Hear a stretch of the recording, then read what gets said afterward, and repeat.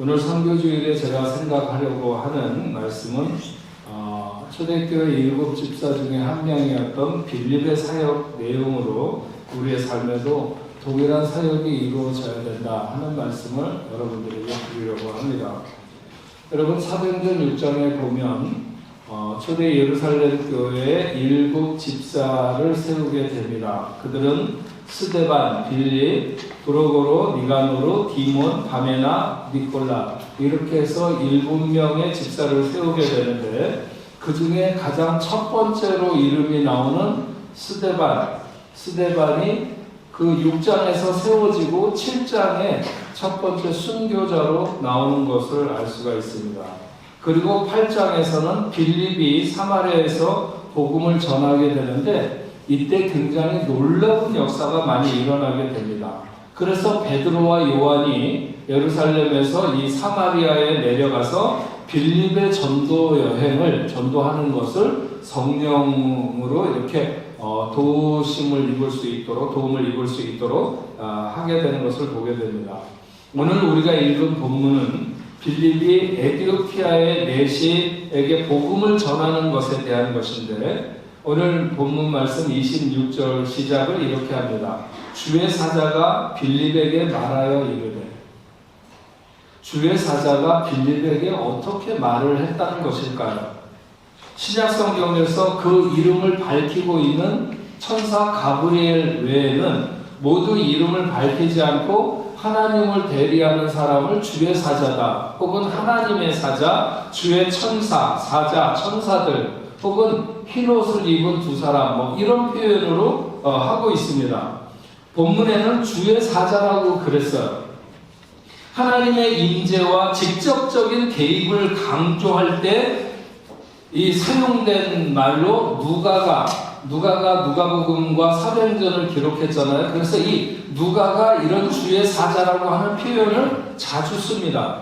하나님의 임재와 직접적인 개입을 강조하는 거죠. 그리고 분명히 초자연적인 능력이 가시적으로 눈에 보듯이 나타나는 것을 말하고 있는 것입니다. 다만 그는 하나님의 임재 그리고 그 하나님이 빌립에게 주의 사자를 보내셨다고 하셨을 때 어떤 사자를 보내고 어떤 모양으로 왔는지는 자세히 알 수 없습니다. 다만 틀림없이 하나님의 임재와 하나님의 직접적인 개입을 체험한 사람이 바로 빌립이라는 거죠. 예, 그것은 빌립이라는 사람보다는 그가 하는 사역, 일, 그의 사명에 하나님의 임재가 있었던 것이고 그가 하는 일에 하나님의 직접적인 개입이 나타났다고 보는 것이 옳습니다. 물론 빌립은 초대교회 수많은 사람들 중에 7 집사 중에 하나로 뽑힌 사람이었습니다. 그렇다고 해서 그가 무슨 남다른 사람이라기보다는 똑같은 성도고 그냥 집사 중에 한 명이었습니다. 29절 말씀에도 보면 성령이 빌립더러 이르시되, 앞에는 주의 사자가 빌립에게 말하여 이르시되라고 했는데 뒤에서는 성령이 빌립더러 이르시되, 둘 차이가 있을까요? 저는 있다고 보여집니다. 빌립이 사마리아에서 복음을 전할 때 엄청난 역사가 일어났습니다.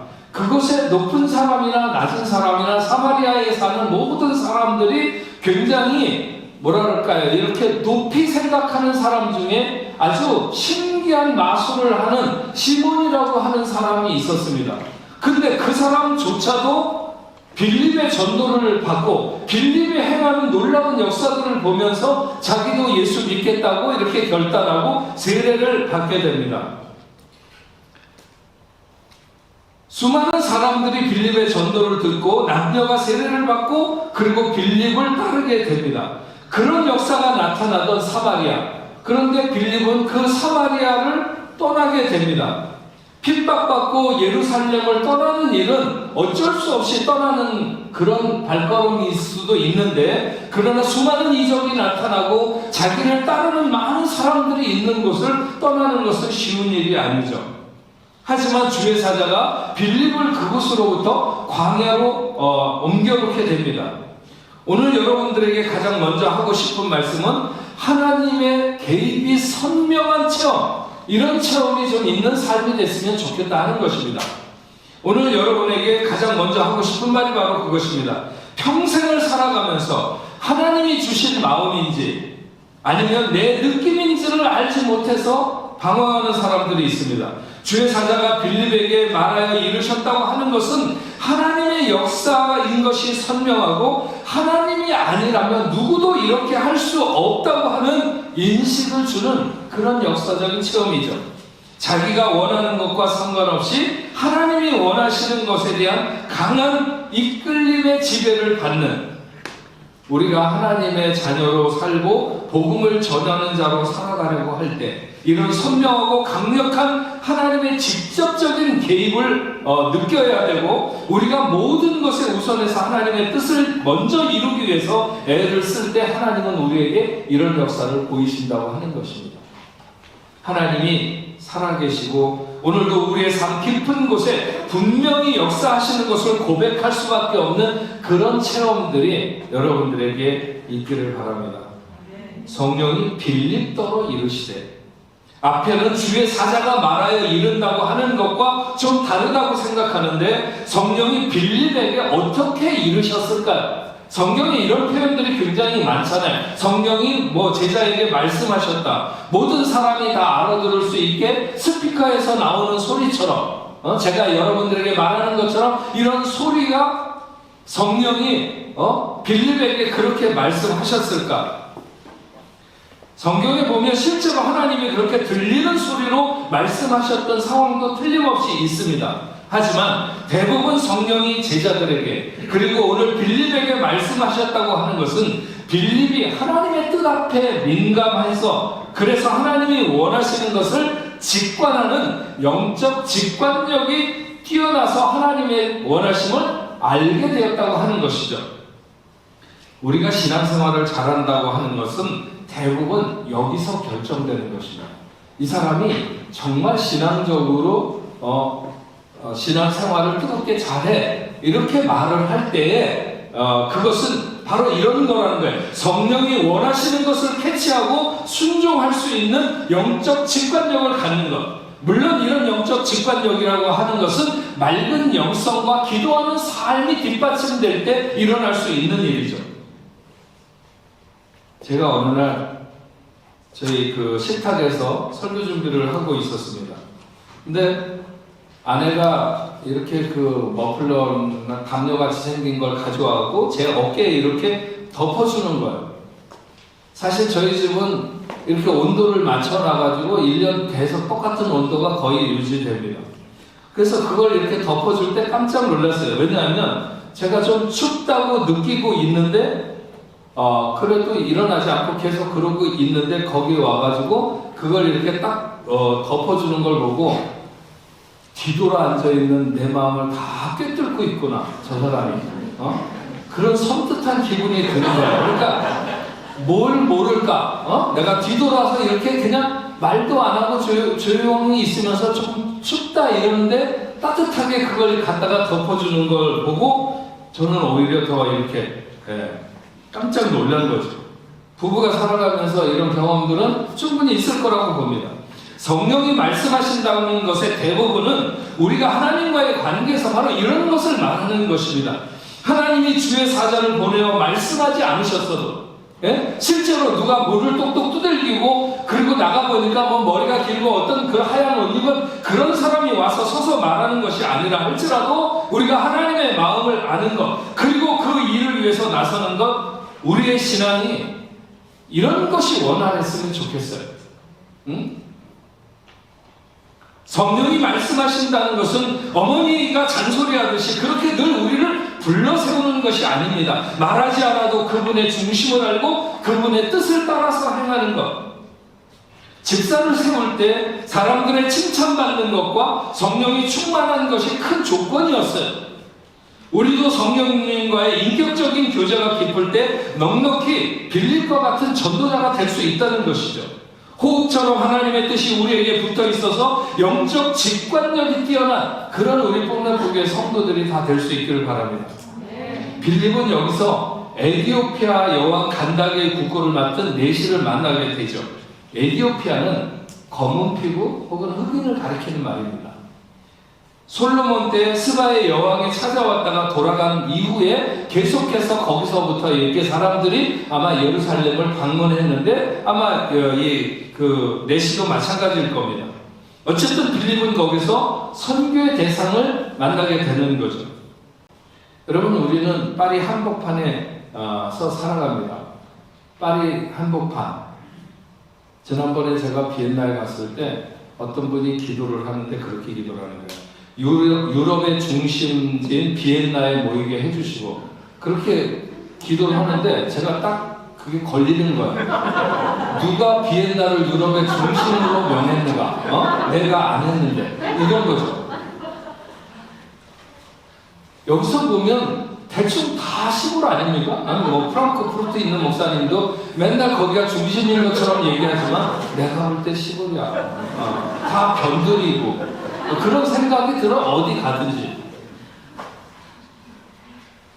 정말 파리는 누가 뭐라고 해도 세계 각곳으로 향하는 그 어떤 교통망의 그 어떤 요지라고 말할 수 있죠. 우리가 살고 있는 이곳에서 우리는 선교의 요충지에 살고 있다는 생각을 잊어서는 안 됩니다. 우리는 생각하지 않으려고 해도 선교에서 관심을 멀리 둘 수 없는 지형적인 위치에서 살아가고 있는 사람들입니다. 모두 선교의 대상자를 만나는 그런 은혜와 복을 누릴 수 있기를 바랍니다. 인생은 내가 누군가의 도움을 받아야 되겠다는 것과 내가 누군가를 도와야 되겠다고 하는 인생으로 나눠진다. 저는 그렇게 봅니다. 평생 누군가의 도움을 필요로 하는 의식으로 누가 나를 도울 것인가 그 사람을 찾아다니는 사람이 있는가 하면 내가 누군가에게 도움이 될 수 있는가 해서 누구를 도와줄까 그 대상을 찾는 사람이 있다면 우리는 후자가 되어야 되는 거죠. 무엇으로 도움을 줄 수 있을까? 선교의 대상자를 만나는 그런 여러분들이 되기를 바랍니다. 오늘 우리가 바로 그런 기도, 그런 결단을 하기를 원하는 주일인 거죠. 하나님이 왜 나를 이 파리 땅에 살게 하셨을까? 잠깐 왔다 가시는 분들도 있지만 그런 분들에게도 결국 하나님이 아무런 목적 없이 우리를 이 땅에 살게 하거나 이 땅을 지나가게 하지는 않으실 거라 생각합니다. 언젠가도 말씀드렸지만 안디옥 교회가 생겨지게 된 결정적인 계기는 대부분 유대인들이 유대인에게만 복음을 전하게 되는데 그런 분위기 속에서 몇몇 유대인들이 헬라인에게도 복음을 전하게 될 때에 폭발적으로 복음의 역사가 일어나게 되면서 선교의 중심교회인 안디옥 교회가 세워지게 되었다고 하는 것입니다. 여러분, 우리 복내포 교회는 선교의 중심이 되는 교회입니다. 그래서 하나님이 이 파리 중심에 세우셨고 저와 여러분들에게 사명을 주셨습니다. 우리는 늘 선교의 대상을 만나기를, 내 삶에 그런 사람이 앞에 있기를, 하나님께서 빌립을 끌어다가 광야에 세우시면서도 선교의 대상을 만나게 하셨듯이 이렇게 수많은 사람들이 오고 가는 사람 가운데 세워놨어도 선교의 대상 없이 그냥 내 삶만을 살아가는 사람이 있는가 하면 이런 가운데 선교의 대상을 만나는 사람이 있는데 저와 여러분들은 그런 사람들이 되어야 될 줄로 믿습니다. 빌립이 에디오피아 내시에게 가까이 갔을 때 그가 이사야를 읽고 있었습니다. 그래서 읽고 있는 것을 깨닫느냐 물으면서 전도가 시작되었는데 여러분, 빌립이 말씀의 깊은 지식을 가지고 있었다는 사실을 오늘 우리가 잘 알아야 됩니다. 스데반도 마찬가지이고 빌립도 구약을 관통하고 있었습니다. 성도들 중에는 마리아 같은 사람도 있고 마르다 같은 사람도 있어서 좀 더 깊이나 방향이 다를 수 있죠. 하지만 말씀의 깊이가 없는 것은 기본기가 없으면서 뭔가 잘해보려고 하는 것과 하나도 다를 바가 없습니다. 여기 앞에 계신 우리 집사님이 이번에 제자 훈련을 시작하셨는데 유럽에 오신 지 50년 이상 되셨다고 했어요. 근데 그렇게 오랜 시간 이 땅에 살고 또 교회 생활을 오래 하셨지만 깊이 있게 말씀을 차분히 공부해 보신 적이 한 번도 없다고 했어요. 그래서 이번에 성경 공부가 너무나도 기대되고 감사하다고 했는데 정말 중요한 일이죠. 우리의 일생에 있어서 하나님을 정말 말씀을 이렇게 붙들고 공부할 수 있는 일정한 시간을 갖는다고 하는 것은 너무나도 중요한 일입니다. 사실은 우리가 하나님을 아는 만큼 하나님의 은혜를 깨닫게 되는 것이고 그만큼 아는 만큼 감사할 수 있게 되는 것입니다. 내가 나를 정확하게 아는 것도 하나님의 말씀에서, 내가 하나님을 정확하게 아는 것도 하나님의 말씀에서. 요즘 집사라고 하면서도 하도 많은 사람들이, 많은 집사님들이 말씀을 너무 몰라서, 우리 히스기야서를 봅시다 그러면 정말 성경에 히스기야서가 있는 줄 알고 뒤적거리는 그런 집사들도 있어요. 하향 평준화되어서 하나님의 말씀을 모르는 것에 대한 어떤 창피함이나 이럴 것도 없는 거죠. 우리가 하나님 앞에, 사명 앞에 좀 더 쓰임받기 위해서는 말씀의 깊이가 좀 있어야 된다. 그래야 하나님이 무슨 말씀을 하는지 알아들을 거 아니에요. 저는 무슨 공대생들이 쓰는 용어들 그런 얘기 섞어가면서 하면 못 알아듣습니다. 마찬가지예요. 우리도 뭔가 하나님의 뜻을 좀 알아들으려면 하나님의 말씀의 깊이가 좀 있어야 된다. 근데 빌립은 그랬다는 거죠. 스데반도 그랬다는 거죠.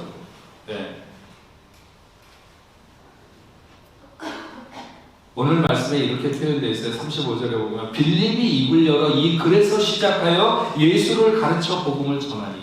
그러니까 이사야 말씀에서 시작해서 예수를 가르쳐 복음을 전했다고 했습니다. 빌립이 성경을 가르쳤다는 것보다 예수를 가르쳤다는 것이 중요하죠. 성경이 쓰여진 이유는 예수를 가르치기 위한 것입니다. 복음의 핵심은 예수입니다. 이사야 53장은 메시아의 고난에 대해서 마치 눈으로 봐도 이 정도로 쓸 수 있을까 할 정도로 이사야 53장은 기록하고 있습니다. 바로 그 메시아가 예수임을 밝히며 예수에 대한 가르침, 그의 순환과 부활에 이르기까지 빌립은 에티오피아 내시에게 복음의 핵심을 전했습니다. 빌립의 전도는 그 대상자가 결단에 이르기까지 하는 분명하고도 뜨거운 복음이었습니다. 제가 오늘 설교 제목을 성령으로 예수를 가르쳐 복음을 전하라고 정했는데 주의 사자에 이끌려 성령으로 말하게 하심을 따라 이사야에서부터 예수까지 관통하며 그 자리에서 결단이 일어나는 복음의 가장 아름다운 역사를 일으키는 것이 이 빌립이 나타내고 있는 것이죠. 우리는 예수를 가르쳐 복음을 전하는 것에 대해서만큼은 남에게 뒤지지 말아야 된다. 5절 말씀에도 빌립이 백성에게 그리스도를 전파한다고 했고 12절에서도 빌립이 하나님의 나라와 예수 그리스도의 이름에 관하여 전했다고 했습니다. 예수 그리스도를 가르치고 예수 그리스도의 이름에 대해서 전해야 하는 것이죠. 교회의 모든 사역, 선교의 모든 역량이 집결되어야 되는 것은 예수를 전하기 위한 것입니다. 아무리 우리 자신을 불사르게 내어주거나 모든 것을 아낌없이 희생해도 예수를 가르쳐 복음을 전하지 않는다면 그건 헛된 일입니다. 예수의 이름은 변화의 능력을 담고 있습니다. 죽은 자를 살려내는 이름 예수, 가장 놀라운 능력의 이름 예수. 교회 생활, 신앙 생활이 예수를 벗어나면 그건 아무것도 아닙니다. 그래서 우리 주일학교도 중고등부도 청년부도 예수를 가르쳐야 되고 예수의 복음을 전해야 되는 거죠. 우리는 예수를 바라보고 예수를 기대하고 예수를 믿고 예수를 의지하는데 그리스도인의 힘이 있는 것입니다. 우리의 슬픔도 예수로 이겨내고 우리의 기쁨도 예수 찬양이 되어야 합니다. 빌립도 예루살렘 교회의 집사로 과부를 돌아보고 또 교회의 여러 가지 일을 섬기는 일을 위해서 세움을 입은 사람입니다. 그래도 그의 주된 일은 예수를 전하고 가르치는 일이었고 복음을 전하는 일이었습니다. 그가 다른 일을 할 때 주의 능력이 그에게 동반된 것이 아닙니다. 예수를 전할 때 병든 자가 일어나고 예수를 전하는 그 사역을 위해서 하나님이 이적을 그에게 앞에 베푸신 것이죠. 어떤 사람들은 자기 생활을 위해서 예수를 끌어오는 사람들이 있습니다. 이들은 자기 생활을 위해서 하나님을 믿는 사람들이죠. 그러나 우리는 우리의 생활을 예수께 맞추고 복음에 맞추는 사람들이 되어야 됩니다. 나를 위해서가 아니라 예수 복음을 위하여 헌신하고 봉사하고 충성하는 그런 사람이 되어야 되는 거죠. 39절 말씀에 보면 불이 물에서 올라오며 주의 영이 빌립을 이끌어간 듯 했습니다. 가시적으로 눈앞에서 순간적으로 빌립이 사라졌다는 것을 말하는 것이죠. 이것은 제가 생각해 볼 때 하나님이 에디오피아 내시에게도 분명히 신적인 계시, 어디 그냥 광야를 지나가는데 어떤 한 사람이 다가와가지고 자기에게 뭔가를 가르치고 그리고 갔다, 이런 것이 아니라 정말 하나님의 어떤 신적인 역사가 분명히 그에게 나타나서 그래서 빌립을 보내줬고 그가 말씀을 전하고 세례를 받고 났을 때 순식간에 사라져버리는 이런 역사를 보여주신 것이라고 봅니다. 그리고 40절 말씀에 보면 빌립은 아소도에 나타나 여러 성을 지나다니며 복음을 전하고 가이사랴에 이르니라, 이렇게 기록했습니다. 여러분, 빌립은 지중해 연안에 끼고 있는 이방인들에게 복음을 전하는데 온 힘을 쏟았습니다.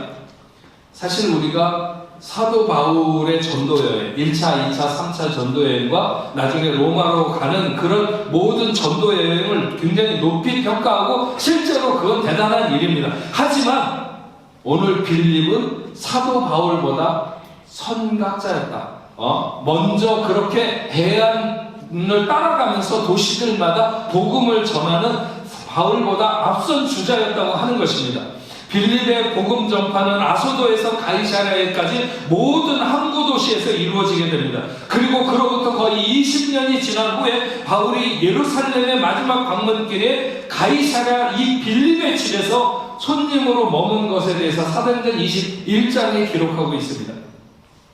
빌립은 그곳에서 결혼하지 않은 4명의 딸과 함께 그곳에서 선교하며 살고 있었습니다. 그리고 오고 가는 선교사들을 대접하며 복음을 전파했죠. 많은 사람들이 어느 한 시기 열심을 냈거나 아니면 어떤 하나님 앞에 뭔가 한 가지 대단한 일을 해놓고 그것을 평생 추억하면서 그런 추억으로 살아가는 사람들이 있습니다. 그러나 빌립은 그의 전도자의 삶을 멈추지 않고 계속해서 예수 복음을 전하는 삶을 살았던 것을 알 수 있습니다. 예수를 가르치고 복음을 전하는 것은 생명적인 일입니다. 우리의 인생의 어느 한 시점만 힘써서 해야 할 일이 아니라 평생을 들여야 하는 일이죠. 빌립의 태도는 우리가 주의 일을 가볍게 생각하는 마음을 좀 더 깊게 갖기를 권면하고 있습니다. 언젠가도 이야기한 적이 있지만 노틀담 성당을 지을 때는 4대가 온 생을 쏟아 부었더라, 그런 기록이 있습니다. 그래서 할아버지가 평생을 살면서 노틀담 성당 건축하는데 생을 다 들였고, 그의 아들이 그랬고, 그의 손자가 그랬고, 그 손자의 아들까지 4대가 그의 생을 온통 다 그 성당을 짓는데 자유생들의 생을 쏟았다고 하는 그런 가문이 있었다고 하는 그런 기록이 있습니다. 우리의 인생의 남은 시간을 오롯이 다 예수를 가르치고 복음을 전하는 데 쏟아부어도 결코 과하지 않은 것입니다. 우리가 그렇게 예수를 위하고 복음을 위할 수 있는 일에 부름받은 것은 오히려 복되고 영광스러운 일이죠. 여러분, 인내는 아름답고 영광스러운 일을 위하여 필수적인 것입니다. 복된 길을 가다가 멈추어서는 그런 어리석음이 우리에게 없기를 바랍니다. 빌립은 이방인에게 복음을 전하는 데 있어 대담한 시도를 했던 사람입니다. 빌립이 전도를 시도하기까지 사마리아인들은 유대인들로부터 배척을 당할 뿐만 아니라 유대교로 개종할 권리조차 거부당한 사람들이 사마리아 사람들입니다. 그러나 빌립은 그런 전통적인 유대교적 관념을 극복하고 모든 사람에게 복음을 전하는 주의 명령을 따라서 사마리아에 내려가서 복음을 전하게 됩니다. 자신도 배척당할 수 있는 매우 위험한 길을 택한 것이죠. 하지만 그는 그런 위험을 뚫고 나갔습니다. 그의 적극적인 태도, 그의 용기는 오늘 우리들의 삶에도 큰 도전을 줍니다. 간혹 하나님의 일이라도 빛나는 일에만 나서려고 하는, 그래서 남들이 좀 괜찮나 보이게 하는 그런 일에 이렇게 나서려고 하는 사람들이 있어요. 그래서 그런 얘기 있잖아요. 선교를 위한 바자회를 할 때도 길목 사람들이 많은 곳에서 떡볶이를 팔려고 서로 싸운다고. 그 어디서나 하든지 다 똑같이 하는 건데 사람들 많이 지나다니는 자리에서 오뎅이나 떡볶이를 팔기를 원한다는 거예요. 저 뒤에서 못 파는 것보다는. 뭐 그럴 수도 있지만 그러나 그걸 갖고 싸울 일은 아니죠.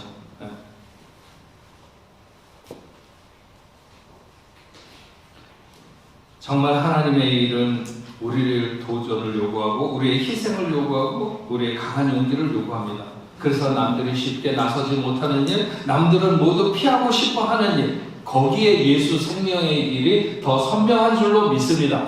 오늘 2022년 선교 주일을 맞아서 우리가 잘 알고 있는 선교의 위대한 사도였던 사도 바울이나 아니면 이방인 고넬료의 집에 갔던 베드로나 이런 사도를 생각하지 않고 빌립을 모델로 삼아서 생각하는 것은 그가 우리와 좀 더 가깝게 그냥 그 집사 중에 하나인 것으로 그의 삶을 다 나타내고 있으니까 우리도 좀 그런 빌립과 같은 삶이 되어야 되지 않는가 하는 것이죠. 그는 교회 앞에 세워진 여러 명 중에 한 명의 집사였지만 그는 실제로 하나님의 직접적인 개입이라고 그럴까요? 놀라운, 부인할 수 없는, 하나님이 아니면 아무도 할 수 없는 그런 역사가 일어나는 현장에 있었고, 또 성령의 음성에 민감했으며 하나님의 말씀에 깊고 예수에 대한 복음에 대해서 분명했습니다. 그리고 용기 있는 개척자이기도 했고 끈기 있는 전도자의 삶을 살기도 했습니다.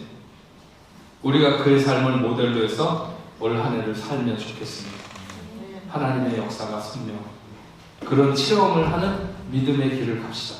사랑하는 사람의 눈빛을 읽어내듯이 영적 직관력을 가지고 성령의 음성을 따릅시다. 좀 더 깊은 말씀에 깊이 잠기는 예수의 를 가르치며 복음을 전하기에 능한 자로 우리는 서십시다. 끝까지 믿음으로 예수를 위하여 복음을 위해 삽시다. 때로 그런 삶의 용기가 필요하다면 우리가 빌립처럼 나서는 저와 여러분이 됩시다.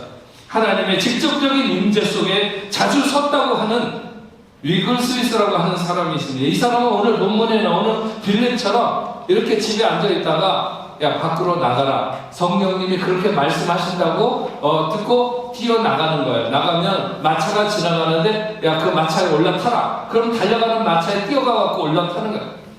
마차에 갑자기 올라타니까 마부가 웬 놈이 타냐고 발로 차면서 내리라고 막 그러는데도 성령님이 야 복음을 전해라. 그래서 그 마차에 매달려고 떨어질 것 같으면서도 복음을 전하는 거예요.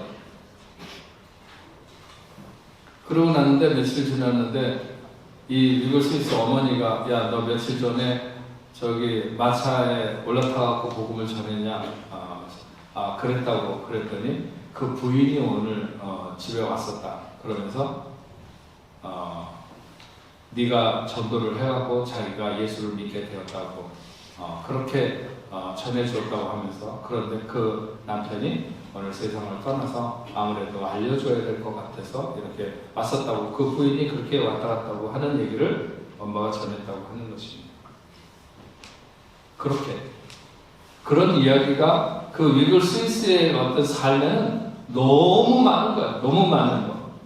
하나님이 직접적으로 개입하시고 역사하신다고 하는 그런 일들이 그의 삶에 너무 많이 일어나는 거죠.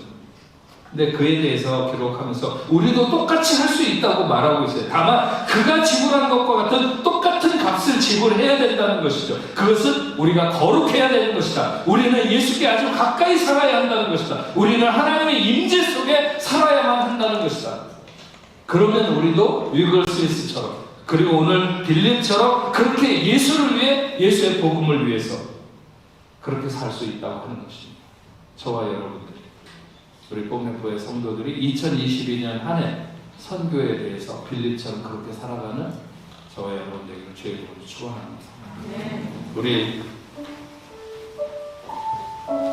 주의 성령 지금 이곳에 우리 같이 찬양하면서 오늘 말씀 들은 대로 결심하면 좋겠습니다. 주님의 성령 지금 이곳에 임하소서, 임하소서. 주님의 성령 지금 이곳에 임하소서, 임하소서. 우리 같이 찬양하겠습니다.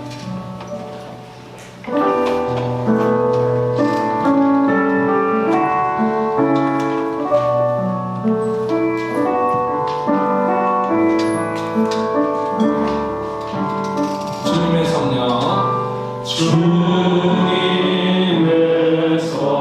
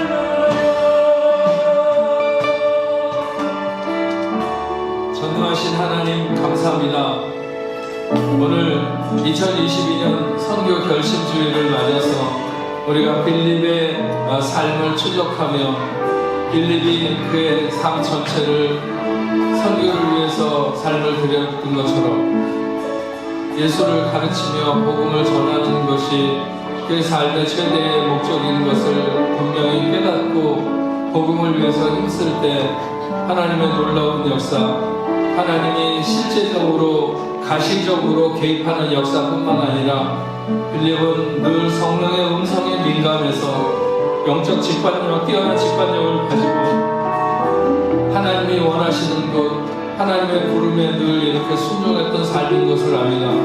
하나님, 저희도 그렇게 살고 싶습니다. 2022년 한 해 우리가 선교에 대해서 빌립과 같은 자세를 가지고 주님이 보내시는 곳에, 주님이 말하게 하시는 곳에 우리가 언제든지 설 수 있는 그런 삶이 되기를 원합니다. 하나님, 우리에게 그런 힘과 능력을 허락하여 주시옵시고 넉넉히 이 시대 가운데에서도 수많은 사람들을 구원하는 놀라운 역사를 이룰 수 있도록 주님 도와주옵소서. 특별히 2022년 한 해 선교에 대한 결심을 가질 때 각 가정들마다 개인에게 하나님 역사하여 주시옵소서. 올 한 해 우리 교회가 선교에 앞장서는 귀한 역사 있도록 주님 도와 주시옵소서. 우리를 파리 한복판에 살게 하시고 이곳에 교회를 세우신 하나님의 뜻이 있는 줄로 믿습니다. 우리가 이 마지막 때 주의 뜻을 잘 감당하는 선교적 교회가 되도록 주님 역사하여 주옵소서. 오늘도 하나님 앞에 저희들이 설 때 귀한 예물을 구별하여 올려드립니다. 마음의 정성을 다해서 하나님 앞에 드릴 때 하나님 흥량하시고 하늘의 구원을 쌓는 그런 삶이 되게 하여 주옵소서. 믿음의 사람들이 경영하는 사업과 가정과 직장 생활하는 모든 일들 위해 학업 위에 하나님 함께하여 주시옵시고 하나님이 내게 힘 주시고 능력 주실 때 내가 오늘도 전진하며 또 하나님의 영광을 목표하고 나가게 될 줄로 믿습니다. 그런 삶이 되게 하여 주옵소서. 11조를 구별해 드립니다. 감사헌금을, 선교헌금을, 주기헌금을 또 여러가지 목적을 따라 하나님 앞에 올려드렸습니다. 아버지 하나님, 흠양하시고 저들의 삶을 어디로 가든지 무엇을 하든지 하나님 동행하시며 역사하는 귀한 삶이 될 수 있도록 주님 도와 주옵소서. 아버지 안에 흩어지는 삶의 현장에서도 늘 성실하게 하시고 아버지 안에 길을 잃은 많은 사람들 주께로 인도할 수 있는 그런 놀라운 삶이 되도록 주님 역사하여 주옵소서. 하나님, 우리 교회가 함께 협력하고 있는 선교지 귀한 선교사님들 붙들어 주시고 지금은 매우 어려운 시간입니다. 어느 곳에서는 전쟁이 일어날까봐 전전긍긍하는 것도 있습니다. 아버지 하나님, 그 모든 곳에 함께하여 주시옵시고 어려움을 잘 이겨낼 뿐만 아니라 하나님의 나라를 계속해서 아버지 안에 세워가는 귀한 종들 되도록 주님 역사하여 주옵소서. 하나님, 우리 교회 성도들 중에 질병으로 인하여 고통받는 성도가 있습니까? 그것이 코로나19든지 아니면 그 이외에 어떤 질병이든지 아버지 하나님 이 시간에 함께하여 주시옵시고 전능하신 주의 그 능하신 손길로 저들을 어루만져 주시옵시며 예수 그 능력의 이름으로 명하시사 모든 질병이 물러가고 깨끗해지는 귀한 역사가 있도록 인도하여 주시옵소서. 예수의 이름으로 명하노니 모든 질병이 당신의 사랑하는 자녀들 위해서 떠날지어다 하나님 깨끗이 고쳐주시옵시고 악한 역사 일절 틈타지 못하도록 보호하시고 인도하여 주시옵소서. 아버지 하나님, 오늘도 하나님 앞에 나와서 예배하는 당신의 사랑하는 귀한 자녀들 독일에서 온 이재원 형제에게 하나님 함께하여 주시옵시고 그의 삶을 복되게 하시고 어디로 가든지 주님 동행하시는 삶이 되게 하여 주옵소서. 김태현 자매에게도 하나님 함께하여 주시옵시고 이국 현 형제에도 하나님 함께하여 주셔서 저들이 아버지 하나님 이 땅에 머무는 동안 또 아버지 하나님 인생이 가는 길에 하나님 동행하여 주시옵시고 어디서든지 하나님 영광 돌릴 수 있는 복된 자녀들 다 되게 하여 주시옵소서. 이제는 우리 주 예수 그리스도의 은혜와 하나님 아버지의 크신 사랑과 성령님의 감화 감동으로 교통하심이 오늘 하나님 앞에 나와 예배하는 당신의 사랑하는 자녀들과 저들의 가정과 직장과 두고온 고국에 세계 만방에 흩어져 복음을 전하는 모든 선교사들과 사역지 위에 이제로부터 영원토록 함께 있을지어다. 아멘.